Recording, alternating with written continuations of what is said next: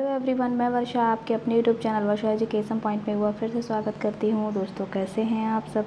आशा करती हूँ स्वस्थ होंगे, अच्छे होंगे, आपकी स्टडी अच्छी चल रही होगी। तो दोस्तों, आज की क्लास में हम लोग पढ़ने वाले हैं सिलेक्शन वाली प्रश्नोत्तरी से संबंधित। हम लोग की लगभग 36 क्लासेस हो चुकी हैं।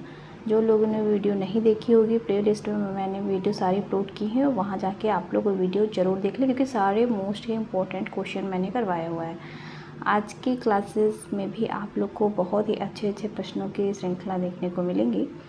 तो एक एक प्रश्नों को हम लोग व्याख्या सहित बहुत ही अच्छे से सॉल्व करेंगे, ठीक है? तो ध्यान से देखिएगा एक एक प्रश्नों को आप लोग।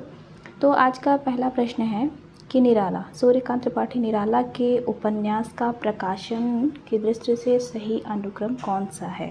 ठीक है, तो इसका मतलब ये हुआ जितने भी ये चारों उपन्यास दिए हुए हैं, अप्सरा, अलका, निरुपमा, प्रभावती, ये सब हैं निराला जी के उपन्यास। अब इनको हमें प्रकाशन वर्ष से सीरियल वाइज जो है मिलाना है, ठीक है? तो पहला वाला ऑप्शन, जैसे कि हम लोग जब भी मिलान वाले प्रश्न करते हैं तो पहला वाला ही ऑप्शन लेके करते हैं। तो सबसे पहले है अप्सरा, ठीक है? तो अप्सरा जो इनका उपन्यास है उसका प्रकाशन वर्ष है 1931 ईस्वी, ठीक है? और अलका जो उपन्यास है वह है 1933 ईस्वी, 1933 ईस्वी, ठीक है? फिर है अगला निरुपमा जो उपन्यास है निराला जी के, वह है 1936 ईस्वी। और प्रभावती भी है 1936 ईस्वी, ठीक है? इस प्रकार से देखिए क्लियर ही हो गया कि पहला वाला ही ऑप्शन करेक्ट होगा। अप्सरा इनका है पहला उपन्यास 1931, अलका 1933 में, निरुपमा 1936 और प्रभावती 1936, ठीक है? दो उपन्यास इनके और हैं, उसके बाद तो कंप्लीट ही इनका ही उपन्यास है। तो चोटी की पकड़ है, ठीक है? चोटी की पकड़ है, और दूसरा है काले कारनामे। इस प्रकार से इनका जो है 6 उपन्यास जो है आप लोग को देखने को मिल गया। देखिए, देखने को तो 4 ही उपन्यास मिले, लेकिन 2 उपन्यास और मैंने बता दिया। तो लगभग इनका जितने भी पूछे जाते हैं इम्पोर्टेंट, इतना ही उपन्यास है, ठीक है? अप्सरा, अलका, निरुपमा, प्रभावती, चोटी की पकड़ और काले कारनामे, ठीक है? तो इस प्रकार से जो है ए वाला ऑप्शन करेक्ट हो जाएगा। अगला प्रश्न देखते हैं हम लोग। अगला प्रश्न भी उपन्यास से ही है, उपन्यास से है, तो देखते हैं। है निम्नलिखित उपन्यासों को सही अनुक्रम से जो है इसमें बताना है, ठीक है? इसमें भी जो है मिलाने वाले ही यह प्रश्न है। तो पहला जो उपन्यास है वह है धरती धन न अपना, ठीक है? तो इसका जो है प्रकाशन वर्ष है 1972 ईस्वी। ये जो उपन्यास है इसको भी पाठ्यक्रम में अलग से जोड़ा गया है, इसको भी अच्छे से डिटेल में पढ़ना होता है। धरती धन्ना अपना बहुत ही अच्छा उपन्यास है। ये उपन्यास है जगदीश चंद्र माथुर जी का, ठीक है? फिर दूसरा है झूठा सच, यह जो है यशपाल जी का है दोस्तों। यह 2 भागों में है प्रकाशित, ठीक है? 1958 और 1960, ठीक है? 1958 और 1960। और तीसरा है आधा गाँव जो उपन्यास है वो है 1966, ठीक है?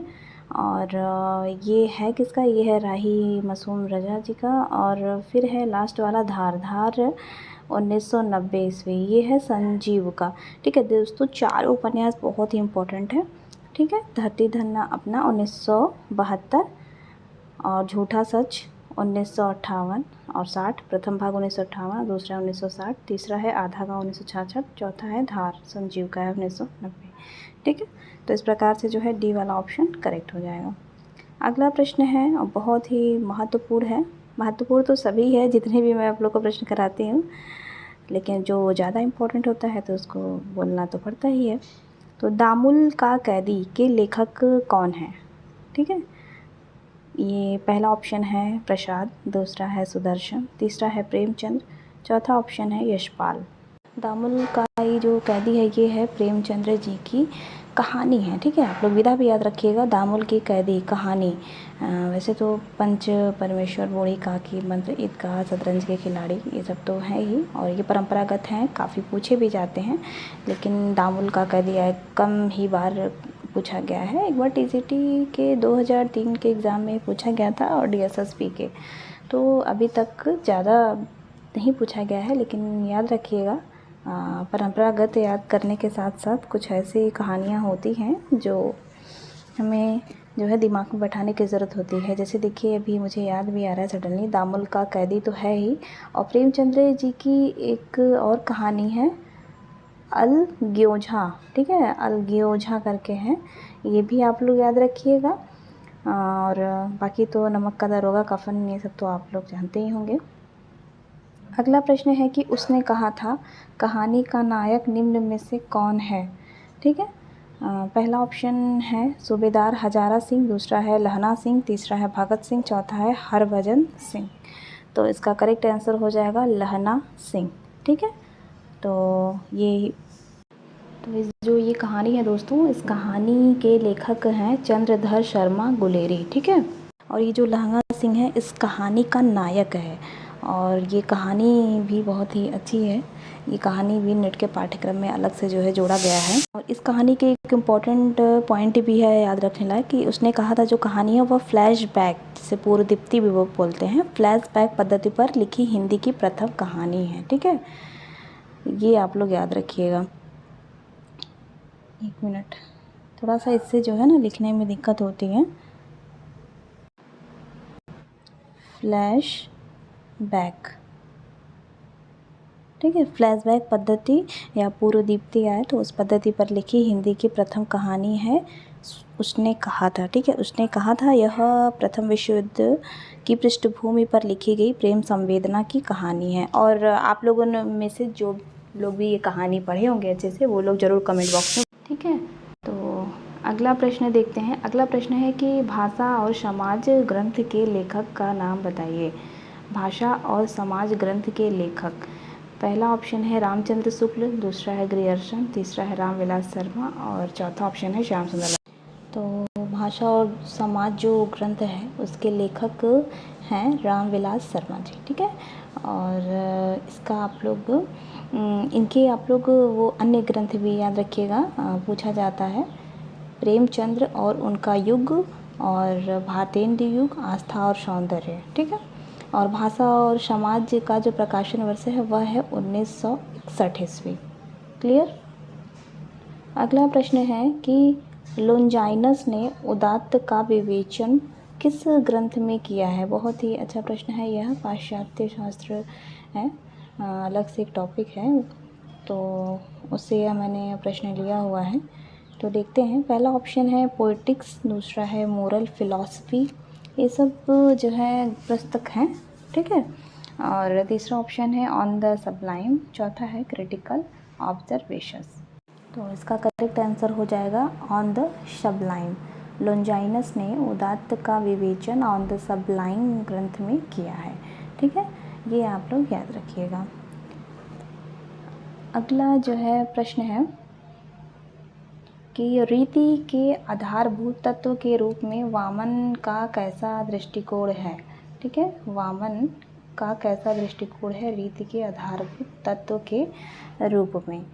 पहला ऑप्शन है विशुद्ध सौंदर्यवादी, दूसरा है विशुद्ध शिल्पवादी, तीसरा है विशुद्ध कथ्यवादी, चौथा है विशुद्ध रसवादी। तो इसका करेक्ट आंसर हो जाएगा विशुद्ध सौंदर्यवादी। और आई होप आप लोग को पता ही होगा कि जो ये वामन है वह रीति संप्रदाय के प्रवर्तक आचार्य हैं, ठीक है। और इनका समय भी आप लोग याद रखिएगा 8वीं शताब्दी, ठीक है। तो पूछा जाता है, और ये प्रश्न भी अपने आप में बहुत ही इम्पोर्टेंट है। अगला प्रश्न है, और इनका एक ग्रंथ है अलंकार सूत्रवृत्ति करके है इनका ग्रंथ, वामन जी का। अगला प्रश्न है कि शब्दालंकार में यह नहीं है, ठीक है। शब्दालंकार में यह अलंकार नहीं है। तो पहला ऑप्शन है यमक अलंकार, दूसरा है श्लेष अलंकार, तीसरा है अनुप्रास, चौथा है उपमा। तो पहले तो आप लोग जानिए अलंकार के 3 भेद होते हैं, ठीक है। शब्दालंकार, अर्थालंकार और उभयालंकार। तो शब्दा में भी अलग अलग आते हैं उपन्यास इसके अंतर्गत, अर्था में और, ठीक है। तो इसमें जो है पूछा जाता है कि शब्दालंकार में कौन से उपन्यास हैं और कौन से नहीं हैं, और या फिर अर्थालंकार में कौन से हैं कौन से नहीं हैं, ठीक है। ये प्रश्न पूछा जाता है। तो इसमें जो है पूछा है कि शब्दालंकार में कौन से नहीं हैं, तो इसका करेक्ट आंसर हो जाएगा उपमा। उपमा जो है ये अर्थालंकार में है, ठीक है। ये शब्दालंकार में ना होकर अर्थालंकार में आता है।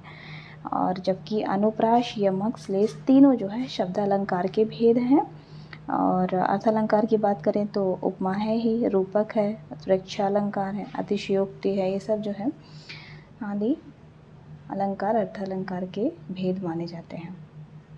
अगला प्रश्न है कि जब उपमेय को उपमान से श्रेष्ठ बताया जाए तो अलंकार होता है। ठीक है, एक तरीके से ये अलंकार की परिभाषा से संबंधित प्रश्न है यह। जब उपमेय को उपमान से श्रेष्ठ बताया जाए तो अलंकार होता है। पहला ऑप्शन है उपमा अलंकार, दूसरा है रूपक अलंकार, तीसरा है उत्प्रेक्षा अलंकार, चौथा है प्रतीप। तो इसका करेक्ट आंसर हो जाएगा प्रतीप अलंकार। ठीक है, जब उपमेय को उपमान से श्रेष्ठ बताया जाए तो प्रतीप अलंकार होता है। प्रतीप का अर्थ होता है उल्टा या विपरीत। यह उपमा अलंकार का जो है विपरीत होता है अलंकार। ठीक है, प्रतीप अलंकार उपमा अलंकार का विपरीत अलंकार होता है। अगला प्रश्न है कि एकाक्षरी भाषा परिवार से तात्पर्य है। पहला ऑप्शन है सेमेटिक हेमेटिक परिवार। ठीक है, और दूसरा है चीनी भाषा परिवार, तीसरा है काकेशियन परिवार, चौथा है ऑस्ट्रो एशियाटिक परिवार। तो इसका करेक्ट आंसर हो जाएगा चीनी भाषा परिवार। ठीक है, एकाक्षरी भाषा परिवार से तात्पर्य चीनी भाषा परिवार से है। ठीक है, अगला प्रश्न है कि आधुनिक भाषा विज्ञान का जनक कौन है। बहुत ही अच्छा प्रश्न और इम्पोर्टेंट है। आधुनिक भाषा विज्ञान का जनक, पहला ऑप्शन है ब्लूमफील्ड, दूसरा है जेस्पर्सन, तीसरा है सोस्यूर, चौथा है ग्लेसन। इसका करेक्ट आंसर हो जाएगा सोस्यूर। ठीक है, आधुनिक भाषा विज्ञान के जनक सोस्यूर हैं और इनकी एक प्रसिद्ध पुस्तक है सोस्यूर की, कोर्स इन जनरल। ठीक है, कोर्स इन जनरल लिंग्विस्टिक। अब मैं कहाँ लिखूँ, चलिए यहाँ पे लिख दे रही हूँ लिंग्विस्टिक। ठीक है, ये आप लोग नोट कर लीजिएगा, सोस्यूर की जो है पुस्तक है कोर्स इन जनरल लिंग्विस्टिक। अगला प्रश्न है कि यशोदा शब्द में कौन सी संधि है। तो पहला ऑप्शन है विसर्ग संधि, दूसरा है विकुर संधि, तीसरा है यड़ संधि, चौथा है व्यंजन संधि। तो यशोदा में जो है दोस्तों विसर्ग संधि हो जाएगा। ठीक है, अब इसका संधि विच्छेद है, कैसे करेंगे हम लोग, यशः प्लस दा। ठीक है, तो यह जो है यशोदा होगा, इस प्रकार से यह जो है विसर्ग संधि में आता है। अगला प्रश्न है कि किसी तरह की जिम्मेदारी न होने पर लोकोक्ति कही जाती है। ठीक है, किसी तरह की जिम्मेदारी न होने पर। तो पहला ऑप्शन देखते हैं, धोबी का कुत्ता न घर का न घाट का। फिर दूसरा है आगे नाथ न पीछे पगहा। और तीसरा है कहाँ भोज कहाँ गंगू तेली। और चौथा है आँख का अंधा नाम नयन सुख। ठीक है, अब इसमें प्रश्न क्या पूछा है कि किसी तरह की जिम्मेदारी ना होना। तो ये दोस्तों देखिए बी वाला ऑप्शन ही करेक्ट इसमें बैठेगा, आगे नाथ न पीछे पगहा, कोई जिम्मेदारी नहीं। अब ये देखिए जैसे कि पहला ऑप्शन है धोबी का कुत्ता न घर का न घाट का, मतलब यही है कि इसका अर्थ ऐसे समझेंगे कि जो कहीं का ना हो। तो ये तो मैच ही नहीं कर रहा है। ठीक है, कहाँ राज भोज कहाँ गंगू तेली, ये देखिए दो समान व्यक्ति की तुलना जब की जाती है। आँख का अंधा नाम का नयन सुख, मतलब कि गुड़ के विपरीत जब नाम होता है। ठीक है, अगला प्रश्न है कि नरसिंह जी का मायरा किसकी रचना है। पहला ऑप्शन है सूरदास की, दूसरा है मीराबाई, तीसरा है बाल कृष्ण भट्ट, अरे भैया बाल कृष्ण भट्ट यार। और हिंदी साहित्य में कुछ ऐसे रचनाकार के नाम है ना कि कहीं आएगा तो उनका जो है सरनाम अपने आप जो है याद आ जाता है। तो ठीक है, प्रश्न पहले हम लोग सॉल्व करते हैं। तो चौथा ऑप्शन है कबीर। तो इसका करेक्ट आंसर हो जाएगा जो है दोस्तों नरसिंह जी का मायरा, ये मीराबाई की जो है रचना है। ठीक है, किसकी रचना है यह, मीराबाई की जो है रचना है। और अगला प्रश्न देखते हैं हम लोग। अगला प्रश्न है और आज का लास्ट प्रश्न है, मीराबाई का मलाल किसकी कृति है। पहला ऑप्शन है मीराबाई की, दूसरा है नंददास, तीसरा चित्त स्वामी, चौथा है गोविंद स्वामी। तो मीराबाई का मलाल नाम से ही स्पष्ट है, यह जो है मीराबाई की रचना है। और ठीक है, आज के लिए दोस्तों इतना ही प्रश्न कैसे लगे आपको कमेंट बॉक्स में ज़रूर बताइएगा। अच्छे लगे दोस्तों लाइक ज़रूर कर दीजिएगा। तब तक के लिए धन्यवाद।